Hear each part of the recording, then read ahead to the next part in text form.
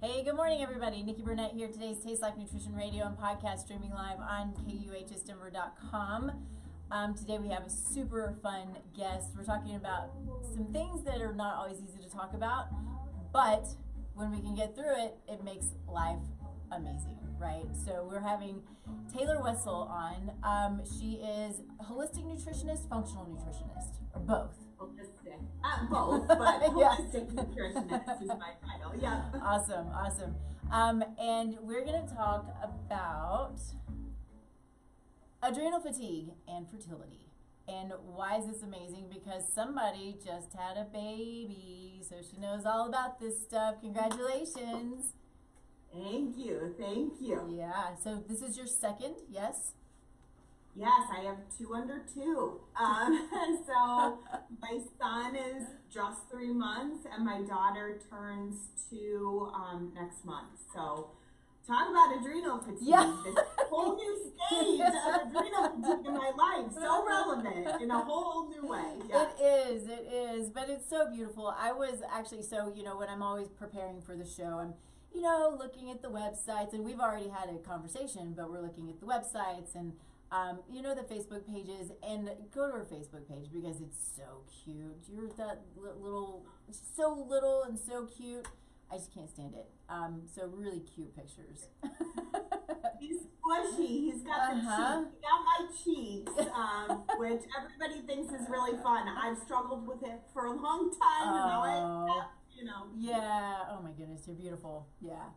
So, well, congratulations. And as always, we start the show with gratitude, because gratitude can change the world. I truly believe that. I was actually talking with my husband about this last night. And so I'll go into that in just a minute, but you first, what are you grateful for? Yes, I mean, the most relevant is my babies. Yes. They are healthy and happy and hitting the milestones, and I couldn't feel more blessed because of them.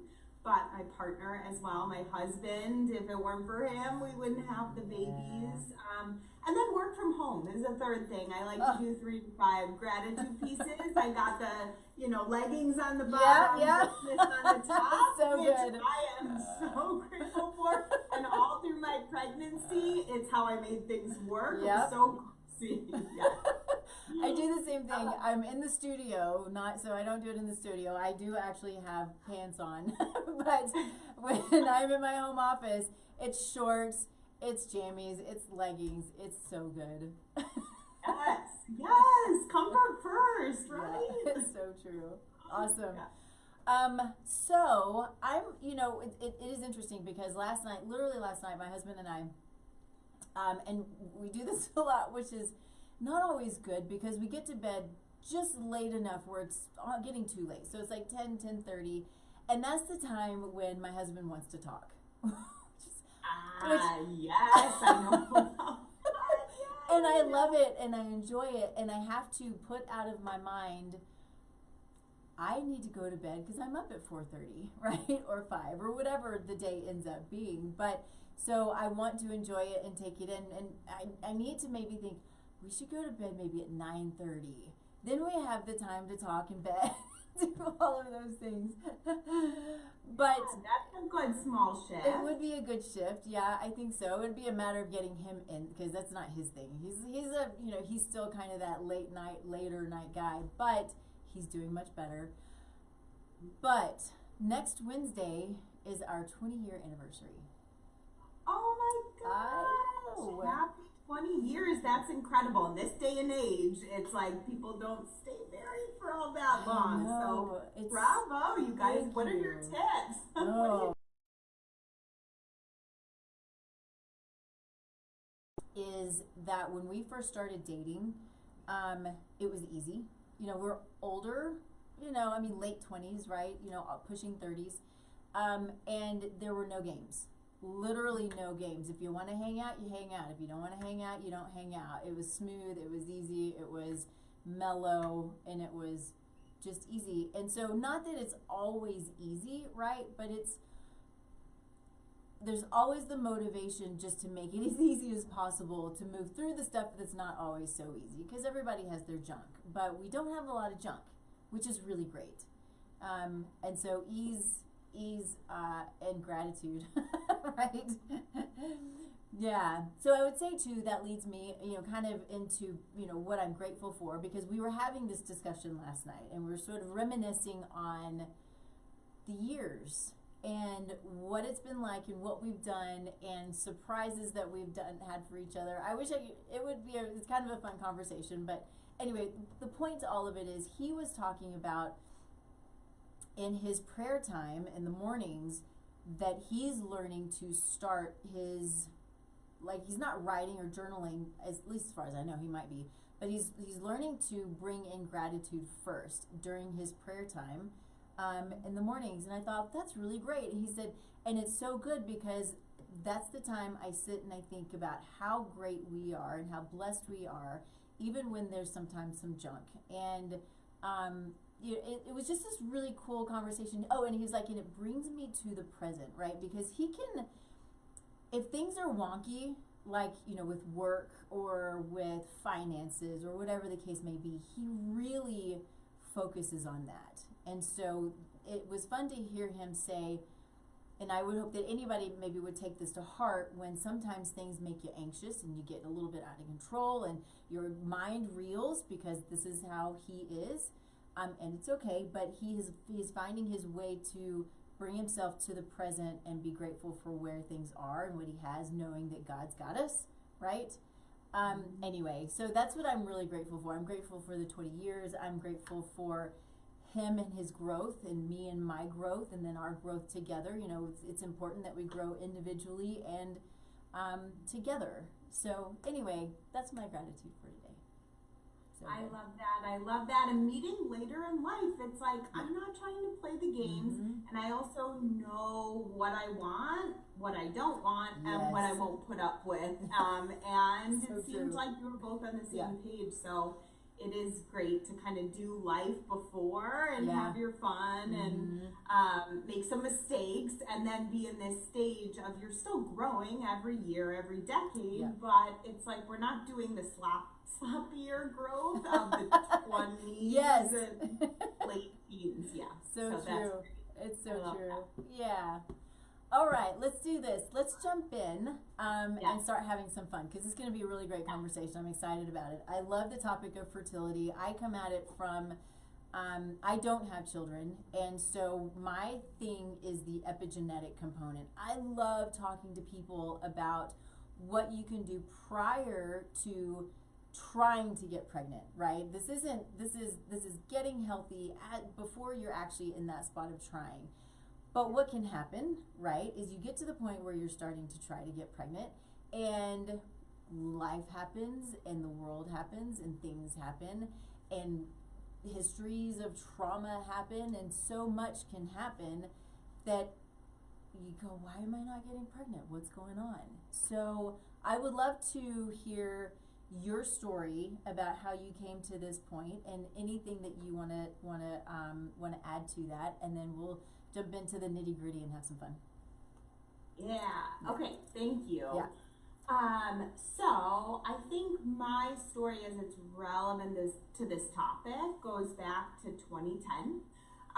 So that's a while back, and at that point I had gone through a breakup. I was together with somebody for 5 years, and I had been on birth control pills for 8 to 10 years, and just in having conversations with girlfriends, started hearing about them going off birth control pills and feeling like a weight had been lifted, the cloud had been lifted.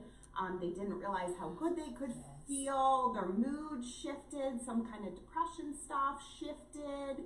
They were feeling better in their bodies, and I was like, what the heck? I'm not being sexually active right now, and this is a perfect time just to try it out. I feel pretty good, but what if I could feel better? So I did, and just to fast forward through the story a bit, I didn't get a cycle. My menstrual cycle was gone for 3 years after going off birth control pills. Yes. They're so dangerous. I know. I was already health-minded. I grew up with a mother who was about essential oils and natural therapies, and I had like the almond one meal cookies in my lunch satchel, and doing everything I knew at that time to try to bring things back online. And I just wasn't getting there, and my mom kept pushing, go see somebody, see what's going on. I did check my thyroid, and I had hypothyroid. So I got the hypothyroid diagnosis, and against what I would have wanted to do, I went on thyroid medication because it's like sometimes you just need a little booster, and that's why medicine's there. And it wasn't working from the natural therapies. So went on thyroid medicine. I started with Armour. I've been on every thyroid medication out there in my 10 plus years on thyroid medication. I'm no longer on that, which I'll get to in a moment. Yes. And my cycles didn't start. So that wasn't the end all solution. So that was about 2012 at that point that I finally gave in to thyroid medication for hypothyroidism. I was in Colorado at the time. I actually went to CU Boulder and then lived in Denver so I was in Colorado living for 10 years there, but I'm from Chicago, based in Chicago now. Moved back to Chicago, worked with a new doctor, integrative doctor, and she said, you have adrenal fatigue. I had never heard of this before. And she said, you're stressed, you're burning the wick of the candle at both ends, and how do you expect your hormones to come back online, especially given your history with birth control pills, where it's like a free pass for your cascade to be like, we don't have to do anything. Like, we can just rely on this pill to give us estrogen when we need and progesterone when we need. So at that point, I started speaking to my adrenals. I was also on the thyroid medication, and my cycles came back so quickly. And I was also doing some lifestyle pieces, but I had already been doing that, detoxing and cleaning things up. And from that point on, I had regular, consistent cycles. And I didn't know whether I would be able to get pregnant. But fast forward to meeting my partner actually later in life. I was 37-ish, and 36, 37. I'm now 40, so I'm no spring chicken having 2 young children. But we had our daughter in 2023, and then Abby, our son, just earlier this year. So, and I didn't have to actually go through the struggles of tracking my cycle and making sure that we're like in the bedroom at this point of the month at the peak sun hour or whatever. Exactly. So I'm grateful for that, but it's because I spoke to my thyroid, my adrenals, and I brought the whole cascade online, which is where I'm coming from, this place of I've personally gone through sort of, not the infertility struggles, but definitely the hormone adrenal struggles. And have been able to have successful pregnancies without trying, and seen this with my clients, many clients. So I'm curious what you mean when you say speaking to your adrenals and your thyroid. Will you explain that to people? Oh no. Oh my. Don't you hate it when that happens? Perfect opportunity. Right. Take your time. Take your time. Ideal moment. Went down the wrong pipe. Sorry, Nikki. It's okay. Oh. No, it's okay. Don't stress. This is not a stressful place. Everything's fine. You are human. It happens. Gosh, and you think about the thyroid, speaking up and using your voice box. It's like, what's in there? What just happened? Talking about this. I look at things from all sorts of different angles. Anyway, we're good. This feels cleared. Okay, good. So when I say speaking to the thyroid is your metabolism regulator. It's your internal thermostat. Speaking to the adrenals, your adrenals are 2 teeny tiny little glands that sit atop of each of your 2 kidneys, on top of in your lower back quadrant. When you speak to both of those, like you're addressing them, you're supporting them, and I can talk about what exactly that looks like. Then your hypothalamus, your pituitary, the whole hormonal cascade comes back online, and things feel safer for your body as far as reproduction, as far as having energy, as far as weight loss. I see so many clients, and even myself, in that hormonal struggle of never being like obese or overweight, but definitely the 10 to 15 pounds to the hormones and support the hormones. The hormones are chemical messengers that interpret the outside and the internal world and send messages to the rest of the body on how to react. And they're not just estrogen and progesterone, as you well know, but Sure, yeah. not just estrogen, progesterone, testosterone, the sex hormones, but also insulin and ghrelin and leptin, and how we, our hunger and satiation hormones, and how we store our body fat. So all of that comes back online when you support adrenal function. That supports the thyroid, and then comes higher up and gets all of this working again. Yeah, I love that. I love that. And it's this, I'm going to tell you too what's interesting. I've heard of adrenal fatigue for most of certainly most of my professional life. In school, I came to nutrition a little later in life, although I studied it my entire life. That's a lie. Since grad school, right? I went to grad school, I'm animals all the way, and then I'm like, I'm just going to totally change. So, I love the pivot. Yeah, big pivot. Still super science nerd. But, the thing is, though, I've even heard people say in the functional world that there's no such thing as adrenal fatigue. Right. What do you say to that? Oh my gosh, I just got that a few weeks ago. I am in a networking group, and one of the people in my networking group is an integrative doctor. Mean by the adrenal fatigue diagnosis, that's not a diagnosis. And it's not, and we don't learn anything about that in med school or in any of the books. So it's not potentially a diagnosis. Maybe that's the wrong term to say, but what I talk about is just that it is very real, and it is very present, and it is, I've seen it in practice, I've seen it with myself, and it is more recognized in this kind of Eastern approach and philosophy, more so than Western medicine and by the books with diagnoses. More of an understanding of what's going on in the body, how everything's interconnected, and with that, the glands speak to one another.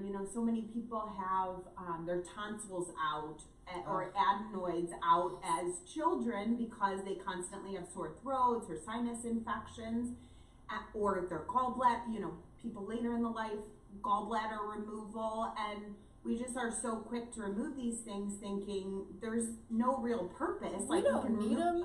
Still function. So ridiculous. But everything serves a purpose in the body, and the adrenals get under-recognized, and stress gets under-talked about. But Dr. Mark Hyman, a while back, talked about how 80% of doctors' visits, the underlying cause is stress-related. So my weight issues, my high cholesterol, my high blood pressure, my insomnia, all of that could stem back to stress and its impact. And if we're talking about stress, we have to talk about the adrenals. I hope that answered the question. That was a little loopy-loopty. Well, but that's what it is loopy-loopty, right? Because it is all interconnected. And I think that if we were to take it back just to, kind of simple, right, which is going to push blood sugar, which is going to push stress, which is going to affect the thyroid, which is going to affect the hypothalamus, right, and the pituitary. So it's this thing where, people may say, no, it's not a thing, but we are in a place as a society where chronic stress is a huge issue. Why? We've got this massive toxic load. We've got, financial issues all over the place, and that's not new, but it still is a thing, right? This is the financial stuff, especially over the last 5 years, is just, probably 10 years, I don't know, but it's just gone wonky crazy, right? I mean, holy smokes. You're like, all right, how do we do this, right? How do we live this life with the money that I was making 10 years ago? or, you know, Right. whatever. We hope we're making more. But the point to all of that is we're in this place where if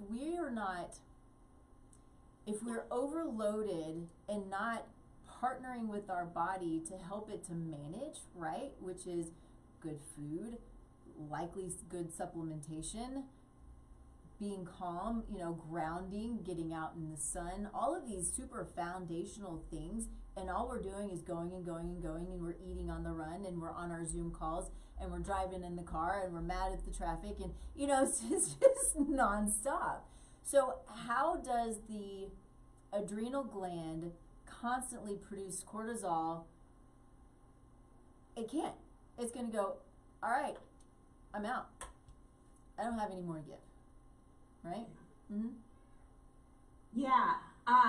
So I think cortisol is one of those misunderstood hormones, and it like inflammation and cholesterol gets a bad rap 100% of the time. Yeah. Well, not 100%. There's some people that understand a little bit better, but cortisol, we do need cortisol. We need cortisol to be high first thing in the morning to get us up and get us going. And it should decrease from there and be lowest at the end point of the day when melatonin goes up so that it supports us in sleeping at night. And the problem is when our adrenals are overtaxed by all of the stresses that you mentioned, and I do want to add a couple other things to that. Cortisol is not coming to the table first thing in the morning. It's low, it's slow functioning, so we rely on caffeine to get our mojo going for the day, and that suppresses cortisol even further. And then it increases where it should be lower, and that keeps us awake at night, and it's like our cycles are wonky. So it's about the pattern of cortisol in the day. But there's also, I think, with the past 10 years and more, it's like females especially are coming into their power, and they're doing big things. They're making more money, and they're standing on their own, and they're more independent, like, you know, with even in vitro, and we can have children without a male counterpart. So there's so much that we can do that we haven't been able to do in the past. And with that comes stress and pressure and constant go, go, go to kind of keep up with these things. And when we're constantly in the what's next, I gotta keep moving, I'm doing big things, we're suppressing that kind of like parasympathetic rest, digest. We're constantly in this fight or flight, go, go, go, do, and we're not resting because that feels like lazy. You know, having a rest day, and we learn that we have to kind of do this push. If we have weight struggles, for example, we need to cut calories more and exercise more, and it's like more stress. And it's just more and more stress, and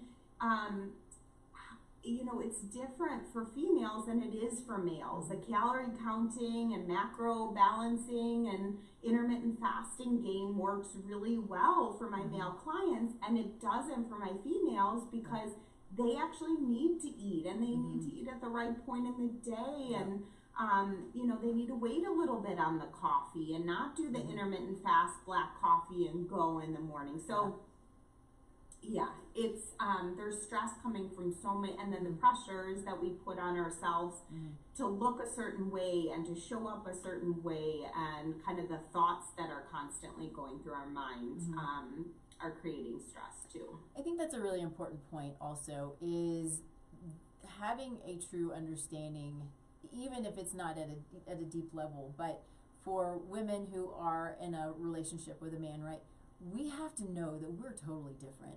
We can't do the same diets, right? We can't do the same type of fasting. Our hormones, we're not built for this massive, these huge cortisol pushes and the just chronically elevated. Men are built so differently and so beautifully that they know how to manage, and they can, and that's how God created them. And I fully believe that we are equal in a lot of ways, but we're built differently. I don't know if that comes out right, but I'm grateful for men because I don't want to do what they do. Yeah. But they don't want to do what we do, right? I mean, that's why we're created as we are, and we're equals in ways, but we're not equals in ways. I'm certainly not as strong as my husband. I'm pretty strong, but he's, definitely much stronger. That's how he's built. So, anyway, point to all of that. I love that you're making this point about diet, which I hate diet, but how we diet, how we eat, how we exercise, when we eat, how we support ourselves, how we allow for better hormonal communication because they are the communicators, and how we can not dampen that because that's what happens a lot when things like birth control pills and so forth. So I love that you're saying that. These are the words that and I know we're so well aligned on these things, but these are the words that I speak so often when I'm creating, protocols and reports and things for clients. It's like, you are a woman, treat yourself like a woman. Stop treating yourself like a man, because you're not, Yeah. Yes. Mm-hmm. Love that. Yes. You keep spreading that message. More of us need to hear that and get the permission slip to take a rest day and to get to bed when we're actually tired. It's like things that we might know, but we're just not doing it. And it's actually really simple to get things back online, but it's like, wait a minute, it can't be that easier. I hired a nutritionist to tell me to drink more water, like no duh, and that I should drink or eat a salad a day. It's like, actually, the simpler the better, because you're busy and you don't have time for this. So why don't we simplify this and just get some small action steps that actually get you the result? Like, could you just try to do some of these things? Right. Yeah. Right. Yeah. So let's talk a little bit about the fertility piece as it relates to the adrenals and adrenal fatigue, and what you're doing to help your clients when they're struggling. Yes. So this kind of comes back to, like, we have to think about our brain as being wired from the caveman era, like way back in the day when there wasn't Zoom calls or podcasts, and there wasn't work from home. There was no work. The work was find catch for the family and bring that back and build houses and do things around the land. But back in the day, it was the biggest stressor was there was somebody from a different tribe coming in, or a lion, tiger, bear, a predator coming in that threatened our home and our safety, and we had to flee, we had to run. And in the moment of needing to escape from a predator or have our tribe taken over, this nervous system flip had to happen from rest and digest parasympathetic nervous system activity, where we are reproducing, we're digesting, we're having good conversation, we're sleeping well, to, oh my God, I need to run from this lion, predator, whoever is coming after me. Sympathetic dominant, stress dominant, shut down digestion, shut down reproduction. I mean, in that moment, you don't want to have a bowel movement, right? So digestion has to stop, because if you're pooping, you have to take a minute and then you're eaten, you're gone. So the body has learned and was wired from that point of, when it is safe to have a bowel movement, digest my food, get nutrients to my 50 to 100 trillion cells, I'm in this cool, calm, and collected place, and body still goes there even if it's not as detrimental. Our body doesn't know the difference. And then digestion stops. I see so many people with constipation or loose stools, but more constipation in the hypothyroid space.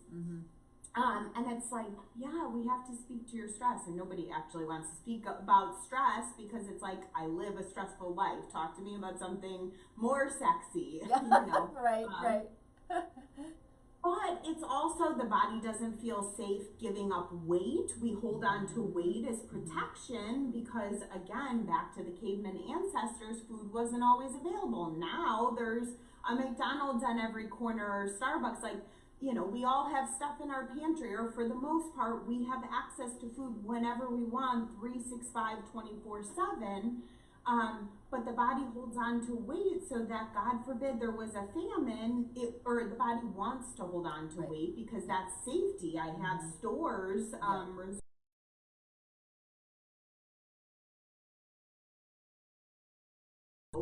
the body doesn't digest food in sympathetic dominant mode, so energy, like we're expecting to have energy.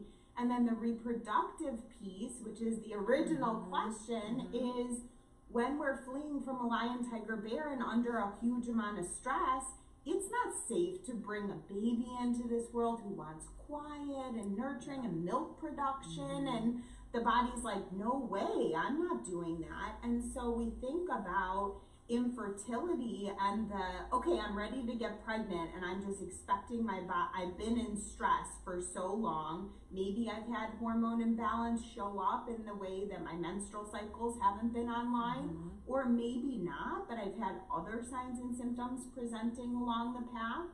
But then maybe I've had a hard time over a month or two once I decided I was going to get pregnant, getting pregnant, and then it's tracking cycles and getting to the bedroom at a certain time of day, at a certain time of the month, and so much pressure, it like takes out the connection piece with partner, and this becomes more pressure and more stress. And then maybe there's a cleanup with diet and detoxing, and it's like, that can be an added stressor, maybe a good stressor on the body if you're eating a lot of gluten and inflammatory foods for your system and you kind of clean that up. That can be good, but it can also potentially mean you're eating less calories because you're not eating as processed of foods. So, and then you're potentially working out harder because you're trying to do something good for your system and you're actually working the opposite. So the adrenal piece is we have to support, or we have to kind of do things to be more parasympathetic dominant every single day to shift us to a place where we're not safe to reproduce and have our hormones work properly and go through perimenopause and feel terrible for 10 years. That's another piece, but we're not talking about that today. But it's true, right? We manage all of this stuff now. We have a much smoother transition at that time. So it's all related no matter what. Yeah. Yes. So we have to slow down. As women, we have to slow down. We can do big things. We can be successful. We can do everything that we want in this world, but we have to tap into the feminine. We have to support the slow down. We have to make space for breathing and things that bring us into flow that aren't always so push, pump the adrenaline to get us into this feel-good state. Yeah. The way I explain it a lot of sympathetic, the push, the go versus the parasympathetic, which is the rest and digest. I see it, to me, it helps to see it as what, and it's true, it's like biochemistry, right?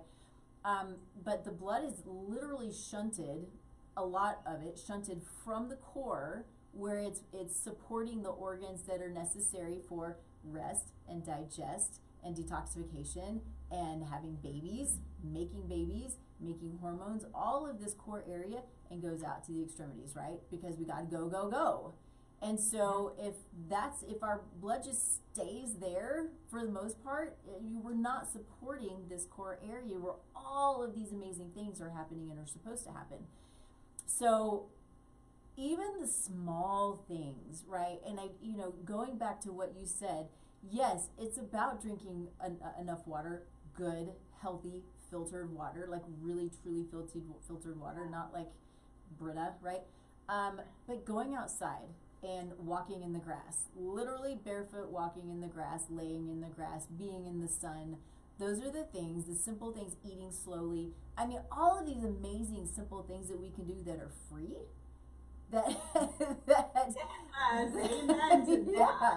Yeah. I mean, the sun's my favorite thing in the world. But anyway, point to that is it just is anything that we can do to calm, right? And then taking that time for prayer, again, free, and is the biggest thing that we can do, at least as far as I'm concerned. I fully believe that. But prayer and being still and meditation, all these things that we hear, but we hear it, but it's all backed by data. It's science driven. This is not woo. It's not, you know, okay, I just don't have time for that. This is you have to do it, or it's right? Things happen that we don't want to happen. Yeah.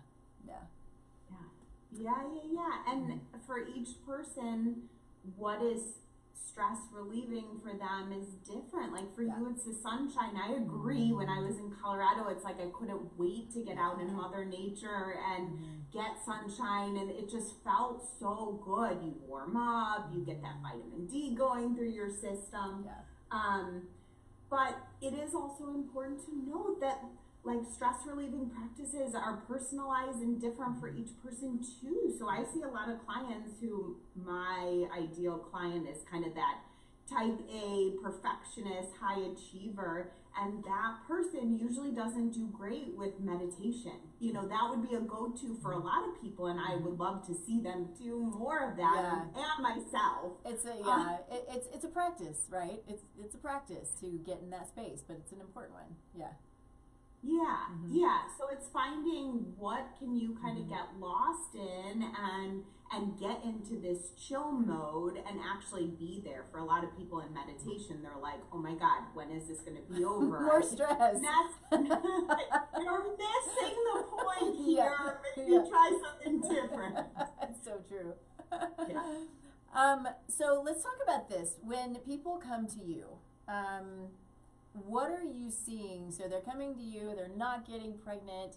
I know that's a specialty. You see other people as well, right? Yeah.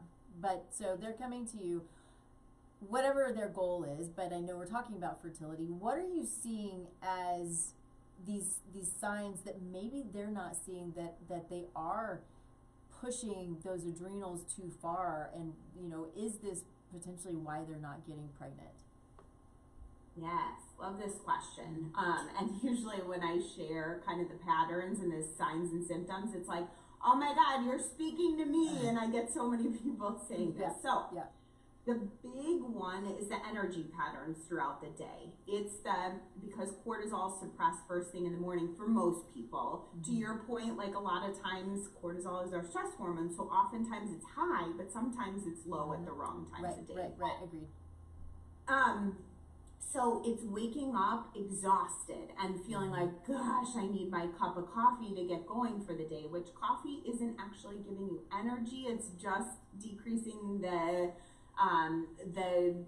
chemicals that are making you sleepy. So it's increasing wakefulness. Stimulant, right? Yeah. So, gosh, I need my coffee to get going. Get the coffee, get moving for the day. The 3 p.m. crash is kind of a notorious sign of like, gosh, I need another cup of coffee. I need something sugary. I need something like quick carbs.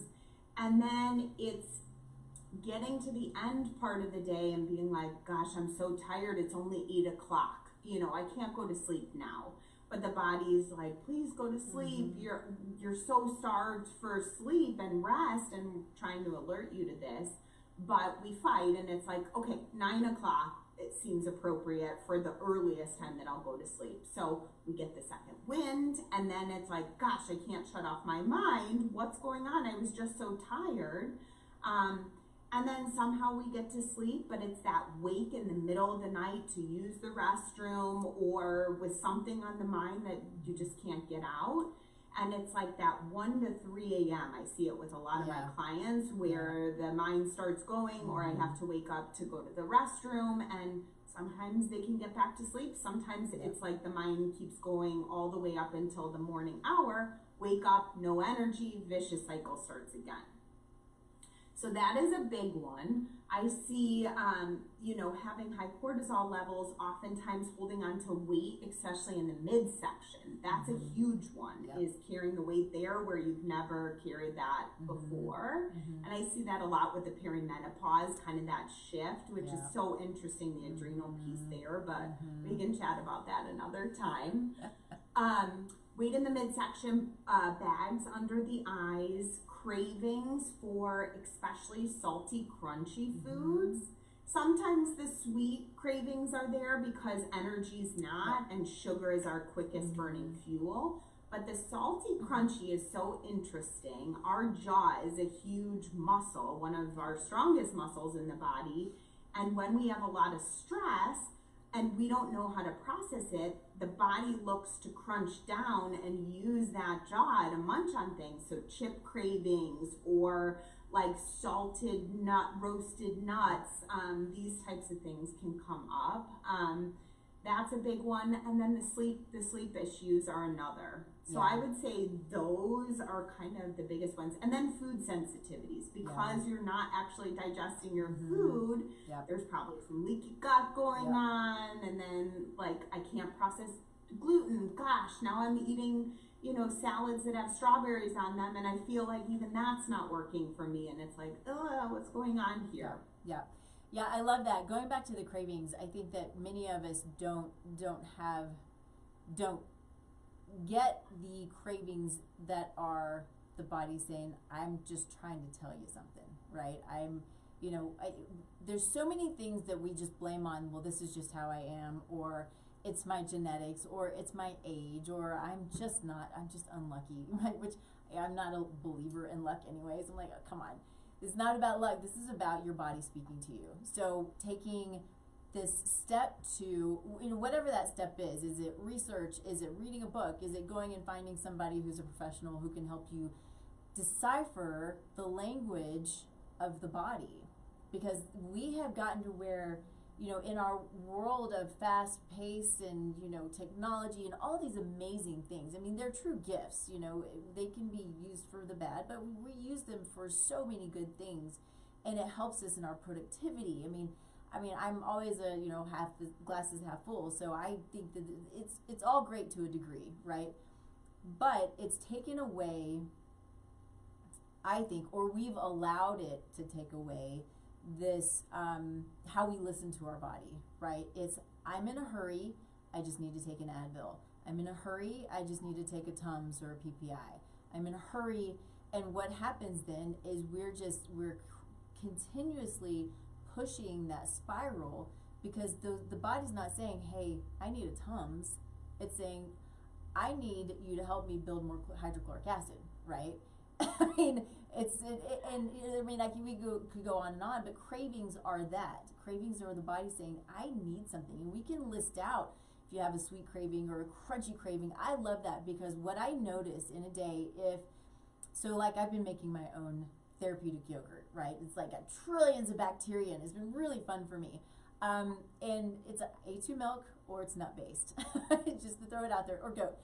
But I noticed that if I had that for breakfast, or for my early morning, if I've not chewed, this is kind of what I'm getting at. If I've not chewed something before noon, I have this need to chew, which I think is so fascinating, because the body's always saying, if I need something, there's a reason for it. So I just listen to it. I don't really know what it means, right? Maybe there's something to it, and maybe you do, but there's something to that. And so if we're having a pain or a headache or a brain fog, or not getting pregnant, or the fatigue in the morning, or even wrinkles, right? I mean, we're all going to age, but even some of these excessive things, and the gray hairs, and I'm still sitting here figuring out, I'm 53. So I'm like, okay, how can I would have never guessed. You look great. Your body is like fit as ever I've ever seen anybody.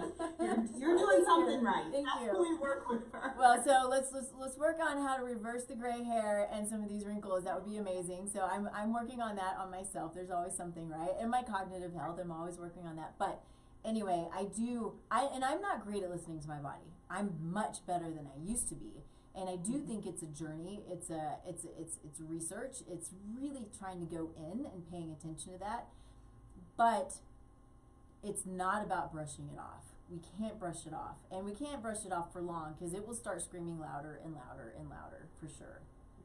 Exactly. Yeah, that's such a great point. It's like the cravings, the symptoms, it's so easy to pop the over-the-counters or the meds, but our body is so interconnected, and you see it on every medication commercial, the warning, this might help you with cholesterol, but you could have a heart attack, you could have insomnia, your feet could explode, like, etc. But take it if you want your cholesterol to go lower.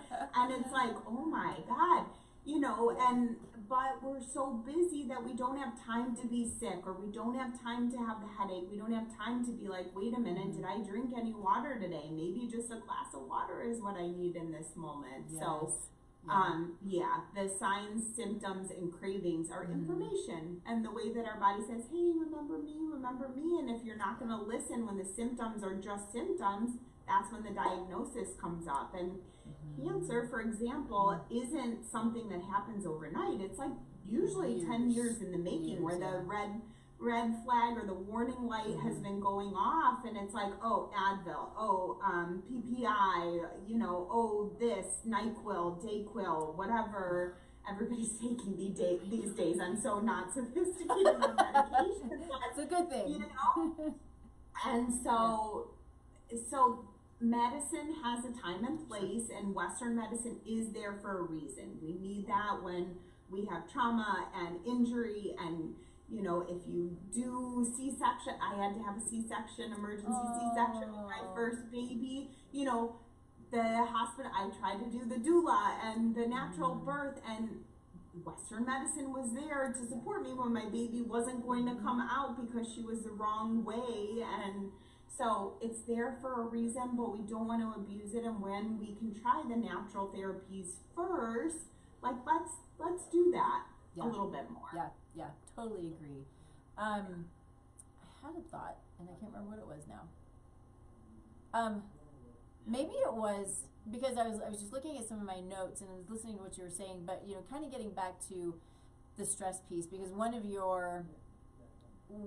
things that I have in my notes that I believe came from your website, but it's kind of makes sense, is if we're stressed all the time and we're wanting to get pregnant and we're constantly thinking about it and we're pushing sex, right? Then that creates more stress, and it creates less fun, and makes it that it has the potential of making it that much harder, right? So if you're not wanting to have sex, but you're like, I've got to get pregnant, you know, this it just creates more stress. So what can you do to take that piece of it away too? Because it's not how sex is supposed to be, right? Sex is supposed to be good and fun and procreative and all of these beautiful things that God created it for, but it doesn't create the body to want to get pregnant if it's constantly in this stress state about things like, gotta have sex. Yes, but do you know what I mean? Yeah. And you see that all the time with people who have been trying, and by the way, it's not just the females, like the males also need to clean up their SHIT too. So I do want to make sure we get that out there with the infertility piece, is we take so much responsibility as women, but you also, like, the partners should get their hormones tested and make sure they're working with a nutritionist, or you know, getting their hormones online too. But you know, you see it all the time. If somebody's been tracking and like on the calendar is, we're doing intercourse on these 3 days of the month, that when they've been doing that for multiple months and not seeing the results and so frustrated, it's like, I'm just gonna take a couple months off. Like, I can't keep up this way. I have other things that I need to be doing, and I'm just like frustrated to tears to keep going this way. They take the couple months off, maybe they go on vacation, whatever, they find the connection naturally, and they get pregnant. So it's, you know, do less, calm yourself more, do things, to your point, that are fun. And this is, you know, if you're constantly going for weight loss and hate your body and your punishment running and calorie subtracting to try to get there, your body's going to give you a couple middle fingers and say, screw you. So like, that's not the way to actually get the weight loss. Start loving me, start treating me with respect. Maybe I don't like running and you're just pounding the pavement trying to get there. Maybe I want to do yoga, or maybe I'm like so sick of doing exercise like this. Go for a walk, for God's sake. And it's the same with fertility. You could apply it to diet, you could apply it to exercise, sleep, where, you know, a lot of people, I only need 5 to 6 hours and I'm functioning fine. There are so many studies out there of accidents that happen, medical accidents, accidents on the road, truck drivers falling asleep with their eyes open, micro sleeps because they've slept less than 6 hours each night consistently. So it's no different with fertility and this kind of nervous system, back to the adrenals and the nervous system balance of sympathetic dominant stress mode versus the parasympathetic, I can exhale, the blood can go inward, I can digest my food, I can get the nutrients like zinc and like magnesium to balance out the hormones. Like it comes back to these fine particles. We're all talking about macros, but how about the micros, the vitamins, the minerals, the antioxidants? Your body won't absorb those if you're constantly eating on the run and can't be bothered with any of it. Yeah. I do want to go back for a second on male fertility because I do think it's an important topic and it's important to this discussion because men can also be stressed, right? They can also have chronically elevated cortisol. But the fact that testosterone for men has dropped by 50% in 60 or 70 years, fertility for men has dropped, that is such a huge number that it blows my mind. And it's really scary. And so what are the things, I'm going to say a couple of things that I think men can do, and I would love for you to, because I'm sure you work with couples as well, right? You've got to have both. But you know, you always see your men who are carrying their iPhones in their pockets. Yes. This is not okay. I mean, or laptop on their lap, on the lap. Yeah. Yes. Yeah. I see that with my husband all the time. Thank you for mentioning it. He will not listen, but and we've been able to get pregnant. But it is radiation to your private parts. Yes. Yeah. It's not okay. And then of course you go back to it's the toxins and the environment and the stress. Is there anything that you're seeing when you are working with couples or with men alone? You might do that.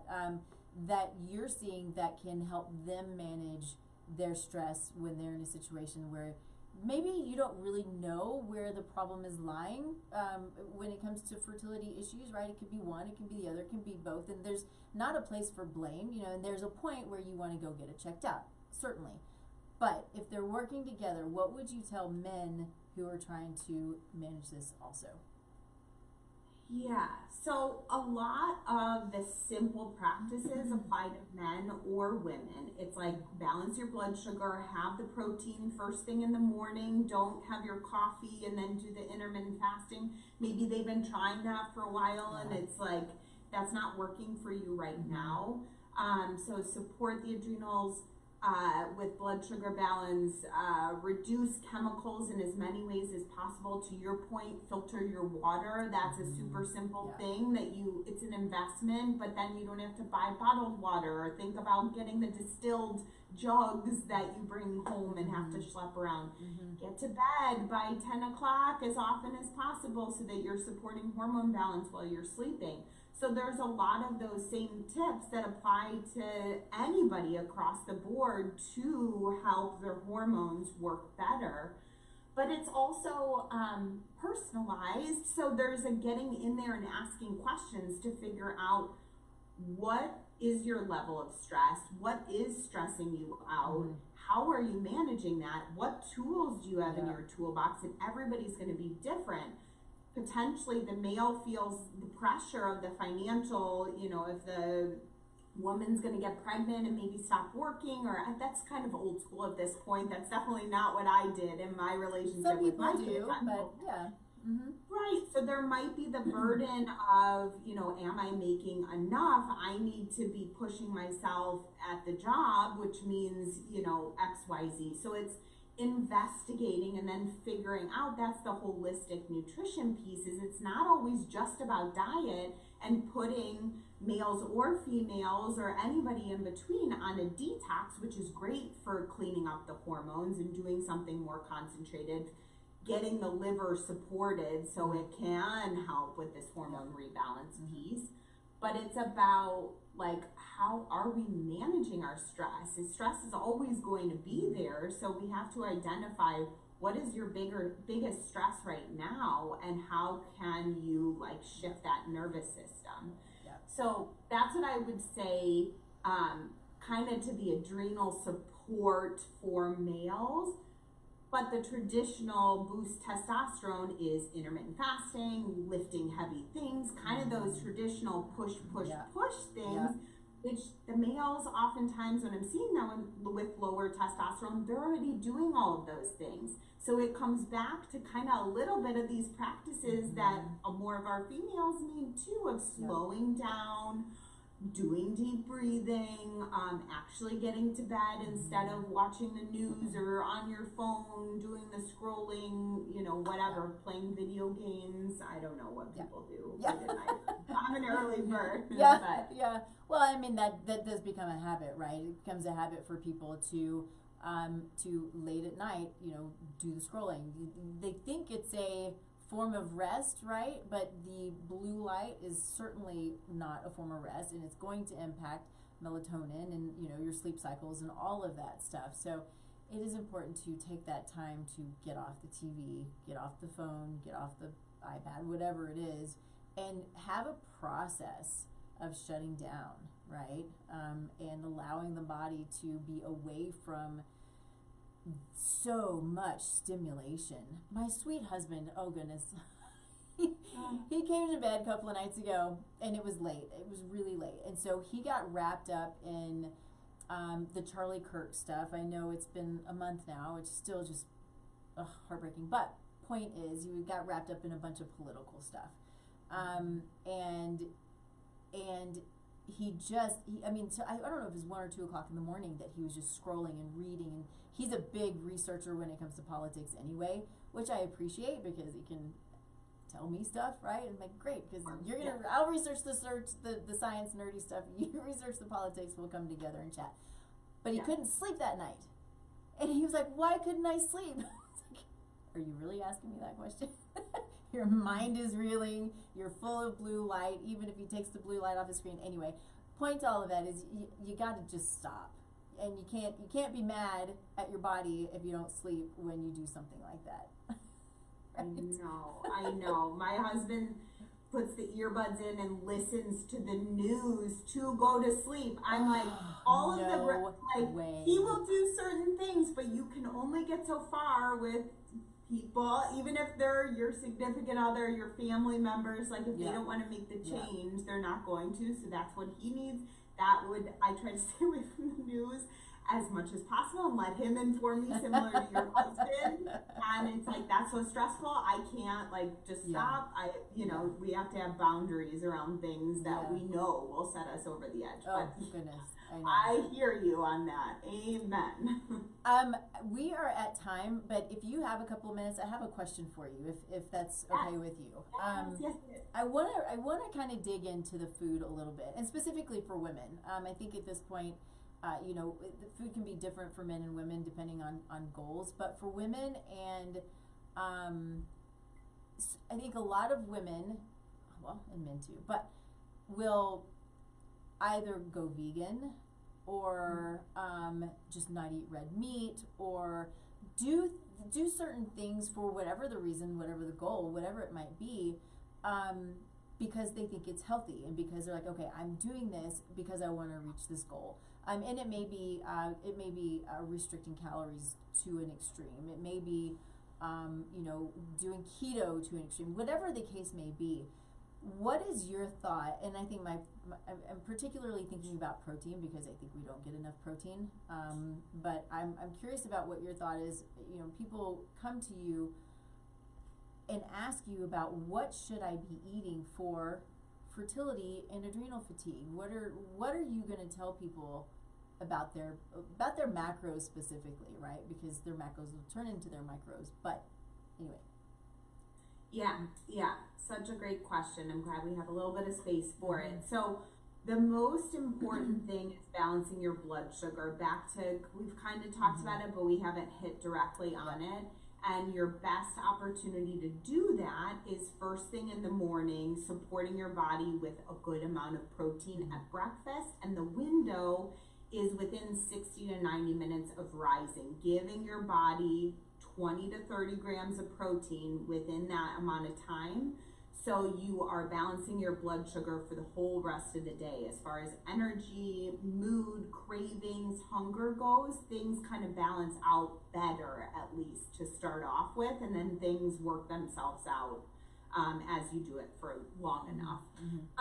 Stress is always going to be there, so it's not like we can get rid of stress, but where we do have the ability to change that around is our food choices and the timing of our meals. So even if you are trying to do intermittent fasting, instead of, which I have my like whole thoughts on that with women versus men, but instead of skipping breakfast, eat an earlier dinner. If the not having anything in your system doesn't keep you up at night, which if you're really fatigued and stressed, sometimes a little snack before bed is important to nourish you and balance your blood sugar again. But that's how to address kind of the intermittent fasting piece. So protein first thing in the morning within the 60 to 90 minutes of rising. Oftentimes eating every 2 to 3 hours something with protein, fat, and fiber if you can, and smaller meals throughout the day because your digestion isn't working great when you're chronically stressed. So give yourself just little bits throughout the day, and eating less at night. Oftentimes we eat less in the morning. Maybe we didn't sleep great, we ate a big dinner, we were out with friends, we wake up and it's like, ugh, I don't feel like eating. Or I see a lot of night owls who aren't really breakfast people, they've never been. But eating a lighter dinner and then trying to get to bed a little bit earlier, you might just be able to reset your circadian rhythm to want the breakfast in the morning, or have something with enough protein that's not a huge meal. Like not everybody loves eggs, or doing an omelet. Like that can sit heavy for people. So let's find something that can work for you with protein. So that's one thing. The vegan, I definitely want to hit on the going vegan for whatever reason, because you love animals, because you're trying to be healthier, because you're trying to cut calories or lose weight and you just don't want to say it, and it's easier to say I'm going vegan so that the options are limited and people get off your back. Like there's lots of reasons that are in there to kind of your point anyways.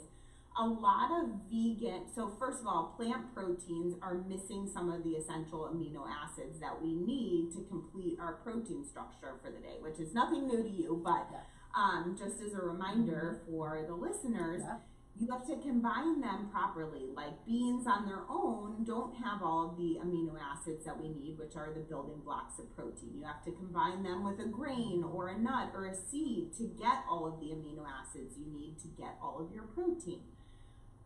Plant proteins and plants in general are often missing other nutrients like omega-3s and like vitamin D. A lot of foods are missing vitamin D and all of the B vitamins like B12.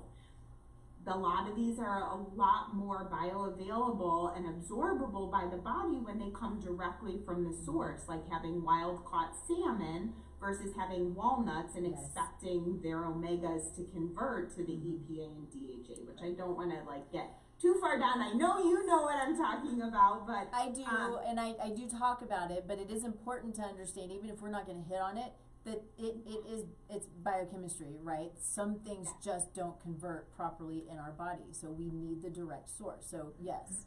And the last piece on the diet front is when you go vegan, often, and you're protein conscious, and maybe beans don't sit great. It's like, gosh, beans are making me like have the farts all day long, or I'm super bloated, or having other digestive issues.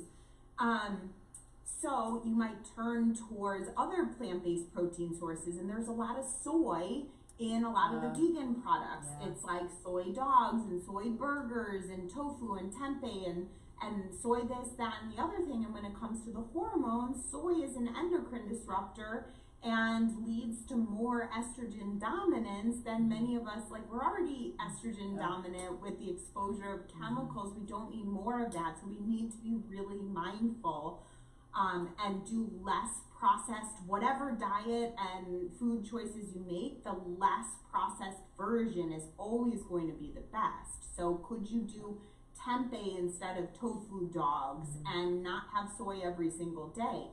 Do some beans, prepare them properly so that you don't have the bloating and gas that comes from them.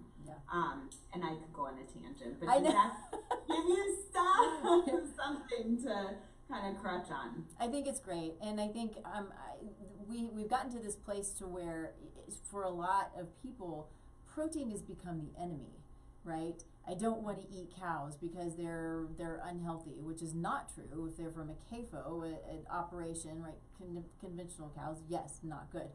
But you know, there's lots of gray area here, and to demonize protein is really problematic because it's what builds our neurotransmitters, right? Of course, it builds muscle. It's all of these things. And I have an example, although it's from a man, and he may be watching, but it was such a key factor in his transition, and it took about a week, maybe less, I don't know, but he's like, I'm really happy being vegan.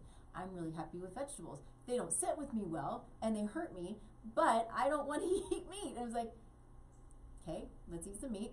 Just eat some meat. Just try. And and he did. Thankfully, he listened to me, and his brain fog cleared up. He can think. He's funnier. That's what he said. He's like, he's funnier. His voice is deeper and bigger. And literally, this was in a very, very short period of time. All of these things just opened up for him, and he's like, I had no idea. And we have to give our body what it needs. Protein is so, so important, and we need more than I think that a lot of us know that we need, right? It's a gram if you're working out, maybe 1.2 grams per body weight. If I'm 125 pounds, I'm eating 125 grams of protein. It feels like a lot of protein, right? But, and that's been my focus over the since January, is like, I'm gonna focus on, I would probably get 60 grams. Like, it's fine, not a big deal. It is a big deal, right? And for women, sorry, I interrupted you. For women, as we're going through these changes, as we're building hormones, as hormones are changing, and making sure that we are protecting our cognitive health, it's so important to make sure that we're getting the protein that we need. And protein number, like, you know, depending on what your activity level is, what your goals are, that can vary. But we also have to do the fats. Like, so many people, I guess in this day and age with keto and like all these other diets, fat has become not the villain as much anymore. But cholesterol is the backbone to all of our hormones, and so we actually need to stop taking so much statins and figure out, why is my cholesterol high and what's causing the inflammation that's causing the cholesterol. So we also, especially as it pertains to the hormones, need to focus on getting good quality healthy fats and less of the omega-6 processed fats that are showing up in our processed packaged foods and these vegan cheeses and products. And so yes, protein's important. Quality of protein is really important. So if somebody is doing the 1 gram protein per pound of body weight, oftentimes that becomes really expensive if you're sourcing high quality, like wild caught fish, and you're doing grass-fed, grass-finished beef. So it's like, how can we still get you up there in protein, but like work with your budget and have you not start slipping on quality where you can't afford to keep up with these $200+ a week grocery store bills, because this can get so expensive. So that's one piece to the like protein thing. If we're eating a lot of animal proteins, that can just be out of people's price point if they're doing really high quality. It can be, yeah. There's always we do the best we can, right? We stress about the big things, we don't stress about the small things, and we do the best that we can. But it's the knowledge is power, right? We have to understand what it is that is important and what it is that we need, and then we do the best that we can, right? Exactly. It's just kind of absolutely. Yeah. Agreed. And we could go on the cholesterol thing. You know, we gotta. We probably should stop here, but I just need people to hear that cholesterol is protective, right? Yeah. And we've gotta understand the details in cholesterol, because there's so many important details in cholesterol. But don't be afraid of cholesterol. Be afraid of inflammation, right? Chronic inflammation. That's where the problem is. It's not cholesterol. So, I'm sure you've talked about it. I have multiple podcast episodes where I've talked about cholesterol. So go and look for them, because this is so important to our longevity and our quality of life, especially if we're put on a statin, because that will decrease quality of life. Mm-hmm. Yeah. Yeah. All right. Where can people find you? Oh, and you have a giveaway. You have a fun thing to give away. Yes, so I have a hormone rebalance jumpstart. It's a 28-day guide to do 3 simple small steps to start changing your hormones, help with fertility. Maybe you are somebody who is going through perimenopause. Maybe you're somebody who your cycles aren't regular.